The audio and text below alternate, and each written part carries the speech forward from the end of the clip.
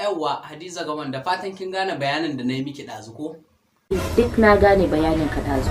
Sai dai ka ɓata bayanin da kace mini zai yi gobara. Kai da kanka kace mana wannan gidan aro ne. Dama wannan gidan ai dama na aro ne. Ƙarshe ma sai kace wai gobara za a yi.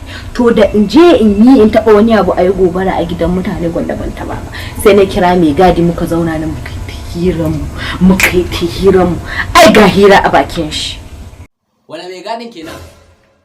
Wannan jibgegen. Wai Aminu dinga kike nufi?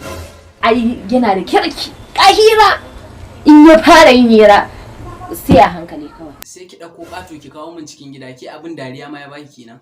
Ai na ga ka bani ne ni kadai kuma babu wanda zai zo. Kuma wannan ya ma sunanta da kace za ta zo? Oke, Asiya kike ni. Ai bata zo ba. Ai shi yasa na je na nemo shi. Muka yi ta hira a can ma ya zauna.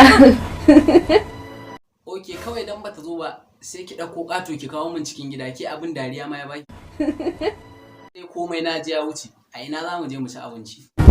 Gano shayi a nan bakin titi sai mu je mu a hada mana. Salamu alaikum. Sunana Rahama Sadau. Ku yi subscribing sannan ka ku manta ku yi liking, ku yi comment da kuma subscribe.